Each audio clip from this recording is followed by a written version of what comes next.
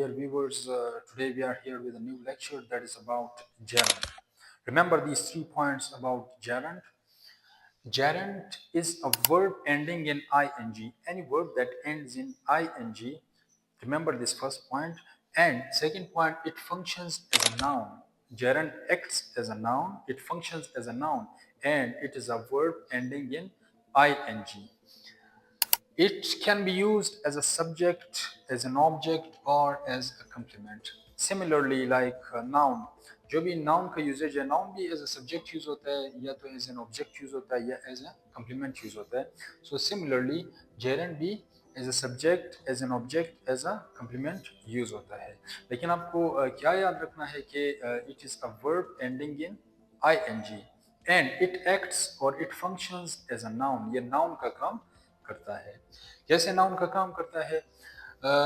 Let's use gerund as a subject. As a subject, if we are using it, look at the examples. Reading improves knowledge. Now, in this sentence, reading is gerund. Reading is gerund. It functions as a noun or as a subject use हो रहा है. Swimming is his hobby. अब swim के साथ हमने ing लगाया, ये क्या बन गया? ये gerund बन गया. अब ये as a noun function का काम कर रहा है, ये as a subject use हो रहा है. Swimming is his hobby. अब अगर हम swim की बात करें, it is a verb. या हम अगर read की बात करें तो वो एक verb है, लेकिन जब हम ing लगाते हैं तो वो gerund बन जाता है और वो noun का काम करता है. as a subject use होता है, as an object use होता है, as a complement use होता है. So इन दो जुमलों में we have used gerund as a subject. इसने subject की जगह पे हमने use किया. जैसे reading improves knowledge, reading जो है वो knowledge को बढ़ाता है. Swimming is his hobby, swimming तैरना जो है उसका मशगला है, is his hobby. It can also be used as an object, like here in the example, he enjoys painting. He enjoys painting.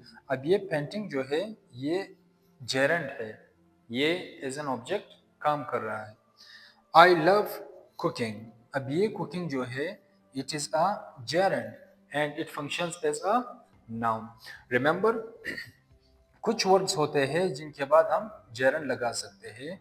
वो मैं आपको एंड में बताऊंगा कि किन वर्ड के बाद हम gerund लगा सकते हैं और किन वर्ड के बाद हम infinitive लगा सकते हैं. I love cooking. अब ये love के बाद हम gerund लगा सकते हैं. I love cooking. So here this cooking functions as a gerund. इसके अलावा gerund functions as a complement as well. Complement होता क्या है? कंप्लीमेंट और ऑब्जेक्ट में फ़र्क क्या होता है? आप लोगों ने simply you have to remember that अगर कोई एक्शन वर्ब हो, जैसे ही एंजॉयज, आई लव, अगर एक्शन वर्ब के बाद हम gerund लगा या एक्शन वर्ब के बाद जो होगा वो ऑब्जेक्ट होगा. ठीक है? ही एंजॉयज पेंटिंग. अब ये पेंटिंग जो है ये एज एन ऑब्जेक्ट काम कर रहे हैं क्योंकि ये एक्शन वर्ब के बाद यूज हुआ है. I love cooking. अब ये भी एन एक्शन वर्ब है, इसके बाद ऑब्जेक्ट ही लगेगा. अब कंप्लीमेंट में क्या होगा? कंप्लीमेंट में कोई लिंकिंग वर्ड्स वगैरह जो is are am was word etcetera है, इसके बाद जो सेंटेंस को कंप्लीट करेगा इसको हम कंप्लीमेंट कहेंगे. सो gerund को एज एन इंफिनिटिव हम कैसे यूज कर सकते हैं? हर हॉबी इज पेंटिंग. अब ये पेंटिंग क्या है? It is a complement. It is a verb ending in ing and it acts as a noun. ये noun का काम कर रहा है और ये complement के जगह पे इस्तेमाल हुआ है. Remember, जो is, are, am, was word जो linking words है, इसके बाद जो sentence को complete करेगा इसको हम complement कहेंगे. अगर कोई action verb होगा उसके बाद object आएगा. ठीक है? My passion is teaching. Now teaching here is a gerund.